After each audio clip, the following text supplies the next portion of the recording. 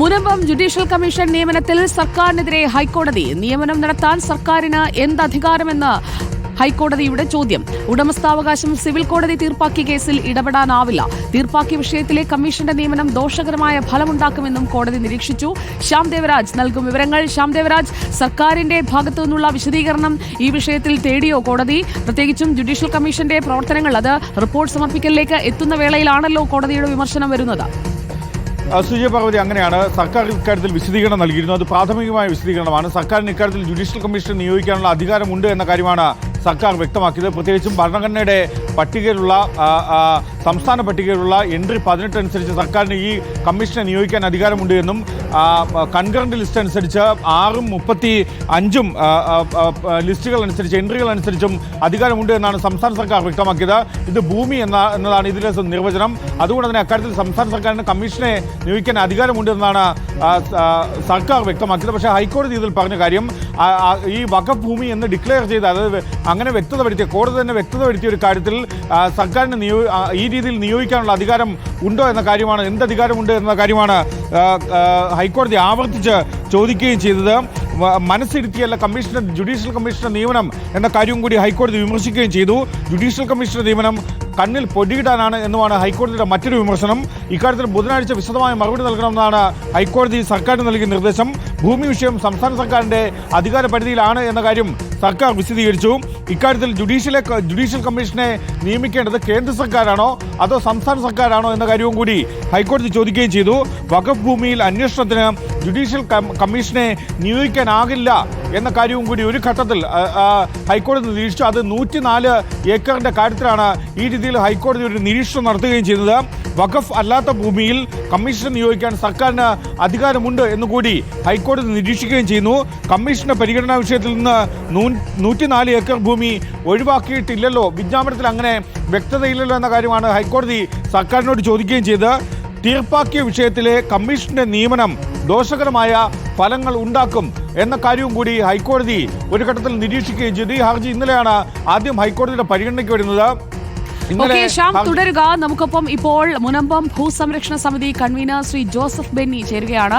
Shri Joseph Benny, സർക്കാർ നിയോഗിച്ച Munambam judicial commission പ്രവർത്തിക്കാനായിട്ടുള്ള അധികാരമില്ല എന്ന കോടതിയുടെ വിമർശനം വരികയാണ്. ഇത് നിങ്ങൾക്കൊരു തിരിച്ചടിയല്ലേ?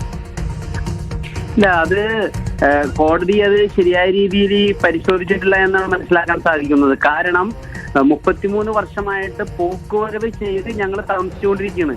ഇപ്പൊ 36 വർഷമായി. അങ്ങനെ 36 വർഷമായിട്ട് ഞങ്ങൾ തണ്ടപ്പേര് പിടിച്ച് പോക്കുവരവ് ചെയ്ത ഭൂമിയിൽ ഞങ്ങൾക്കൊരു നോട്ടീസ് തരാതെ, സർവേ നടത്താതെ ഭൂമിയുടെ അതിർത്തി, ഓരോ വ്യക്തികളുടെയും അതിർത്തികൾ ഏതാണ്, ഇതൊന്നും പരിശോധിക്കാതെ ഒരു കാരണവശാലും വഖഫ് ബോർഡിലേക്ക് പ്രോപ്പർട്ടി എഴുതിയെടുക്കാൻ സാധിക്കുകയില്ല. അപ്പൊ അത് ശരിയായ രീതിയിൽ അത് ഗവൺമെന്റ് വക്കീല് ഹൈക്കോടതിയെ ബോധിപ്പിക്കുമ്പോൾ ഹൈക്കോടതിക്ക് അത് വ്യക്തമാവുകയും ചെയ്യും. ശ്രീ ജോസഫ് ബെന്നി, പക്ഷേ ഇവിടെ കോടതിയുടെ ഭാഗത്തുനിന്ന് വരുന്ന ഒരു സ്റ്റേറ്റ്മെന്റ്, വഖഫ് ഭൂമിയിൽ അന്വേഷണത്തിന് കമ്മീഷനെ നിയോഗിക്കാൻ ആവില്ല. കമ്മീഷന്റെ പരിഗണനാ വിഷയത്തിൽ നിന്ന് 105 ഏക്കർ ഭൂമി ഒഴിവാക്കിയിട്ടില്ലല്ലോ. ഉടമസ്ഥാവകാശം സിവിൽ കോടതി തീർപ്പാക്കിയ കേസിൽ ഇടപെടാനാകില്ല എന്നാണ് പറയുന്നത്. അപ്പോൾ ഇത് വഖഫ് ഭൂമിയാണ് എന്ന ഒരു സ്റ്റാൻഡ് എടുത്തുകൊണ്ടാണ് കോടതി സംസാരിക്കുന്നത്. അല്ല, വഖഫ് ഭൂമിയാണെന്ന് ഒരു കോടതിയും തീർപ്പാക്കിയിട്ടില്ലല്ലോ. പിന്നെ എന്തുകൊണ്ടാണ് ഹൈക്കോടതി വഖഫ് ഭൂമിയിൽ അന്വേഷണത്തിന് കമ്മീഷനെ നിയോഗിക്കാനാകില്ല, തീർപ്പാക്കിയ വിഷയത്തിലെ കമ്മീഷന്റെ നിയമനം ദോഷകരമായ ഫലമുണ്ടാക്കുമെന്ന് പറയുന്നത്? അവിടെയാണ് നമുക്ക് കാര്യങ്ങൾ വ്യക്തമാക്കി മനസ്സിലാക്കേണ്ടത്. വഖഫ് ബോർഡ് ഒരു പ്രോപ്പർട്ടി വഖഫ് രജിസ്റ്ററിൽ ഉൾപ്പെടുത്തണമെന്നുണ്ടെങ്കിൽ തണ്ടപ്പേര് പിടിച്ച് പോക്കുവരവ് ചെയ്ത താമസക്കാർക്ക് നോട്ടീസ് നൽകി അവര് അതിനുശേഷം മാത്രമേ രജിസ്റ്റർ ചെയ്ത് കയറ്റാൻ പാടുള്ളൂ.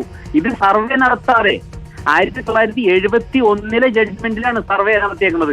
അന്ന് പറഞ്ഞിരിക്കുന്നു 135 ഏക്കർ ഭൂമി മാത്രമേ അവശേഷിച്ചിട്ടുള്ളൂ എന്ന് കൃത്യമായിട്ട് അടിവരയിട്ട് സബ് കോടതിയുടെ ജഡ്ജ്മെന്റിൽ പറയുന്നുണ്ട്. ആ ഭൂമിയാണ് അവിടെയുള്ള താമസക്കാർക്ക് കൈമാറിയത്. അതിനെപ്പറ്റി വ്യക്തമാക്കി മനസ്സിലാക്കാതെയാണ് വഖഫ് ബോർഡ് തെറ്റായ രീതിയിൽ എഴുതിയെടുത്തിരിക്കുന്നത്. അത് വഖഫ് ബോർഡിന്റെ മിസ്റ്റേക്ക് തന്നെയാണ്. ഇവിടെയാണ് വിഷയം പഠിക്കേണ്ടത്. ഇതിൽ സർക്കാർ എന്തൊക്കെ കാര്യങ്ങൾ, കമ്മീഷനെ നിയമിച്ചതിൽ സർക്കാർ ഇപ്പോൾ വിമർശനം കേട്ടിരിക്കുകയാണ്. ബുധനാഴ്ച സർക്കാരിന് തങ്ങളുടെ ഭാഗം വിശദീകരിക്കാം, എന്തിനാണ് ഈ കമ്മീഷനെ നിയമിച്ചതെന്നതിലടക്കം. അപ്പോൾ സർക്കാരിന് ഇതിലൊരു ഇരട്ടത്താപ്പുണ്ടെങ്കിൽ അതും കോടതിയിൽ പൊളിയുമല്ലോ ശ്രീ ജോസഫ് ബെന്നി.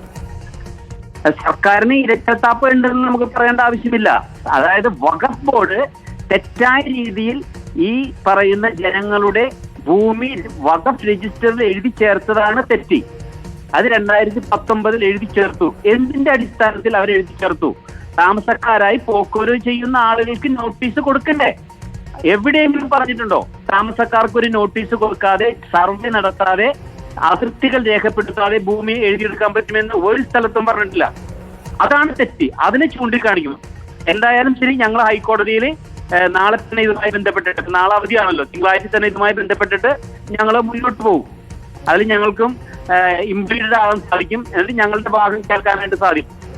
ഓക്കെ, വളരെ നന്ദി ശ്രീ ജോസഫ് ബെന്നി പ്രതികരിച്ചതിന്. മുനമ്പം ഭൂസംരക്ഷണ സമിതിയും കേസിൽ കക്ഷി ചേരാൻ പോവുകയാണ്. കൺവീനറാണ് നമ്മളോട് സംസാരിച്ചത്. ശ്യാം ദേവരാജ്, മുനമ്പം ഭൂസംരക്ഷണ സമിതി പറയുന്നത് കേട്ടില്ലേ? അവരും ഈ കേസിൽ കക്ഷി ചേരാൻ പോവുകയാണ്. കാരണം കോടതി എല്ലാ കാര്യങ്ങളും മനസ്സിലാക്കിക്കൊണ്ടല്ല പറയുന്നത് എന്ന അവരുടെ വാദം നിലനിൽക്കില്ലേ? സർക്കാരും സമാന വാദമായിരിക്കില്ലേ മുന്നോട്ട് വിശദീകരണമായി വെക്കാൻ പോവുക? ശ്യാം.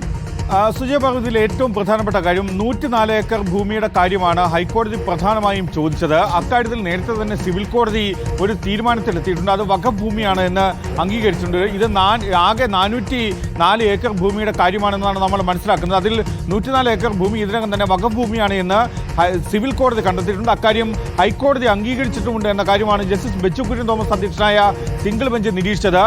ആ 104 ഏക്കർ ഭൂമി കൂടി ഉൾപ്പെടുന്ന കാര്യത്തിലാണോ നിങ്ങൾ ജുഡീഷ്യൽ കമ്മീഷനെ നിയോഗിച്ചത്?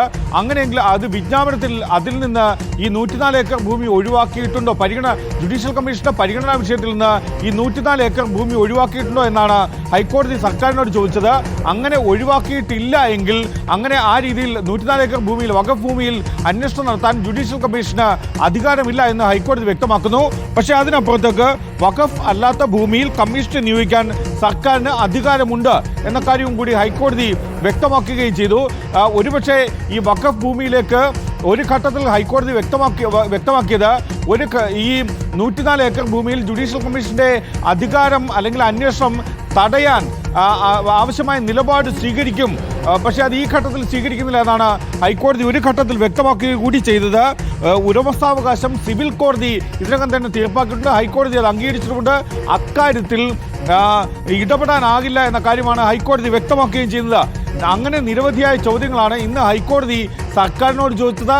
സർക്കാർ ഇക്കാര്യത്തിൽ ബുധനാഴ്ച മറുപടി നൽകണമെന്നതാണ് ഹൈക്കോടതിയുടെ നിർദ്ദേശം. ഇക്കാര്യത്തിൽ ബുധനാഴ്ച ഇക്കാര്യങ്ങളിൽ പരിഗണനാ വിഷയത്തിൽ 105 ഏക്കർ ഒഴിവാക്കിയോ തുടങ്ങിയ സർക്കാരിനോട് കോടതി ഉന്നയിച്ചിരിക്കുന്ന ചോദ്യങ്ങൾക്ക് സർക്കാർ മറുപടി പറയണം. തിങ്കളാഴ്ച തന്നെ മുനമ്പം ഭൂസംരക്ഷണ സമിതിയും ഈ കേസിൽ കക്ഷി ചേരാൻ പോവുകയാണ് എന്നതാണ് ഇപ്പോൾ വരുന്ന ഏറ്റവും പ്രധാനപ്പെട്ട വാർത്ത.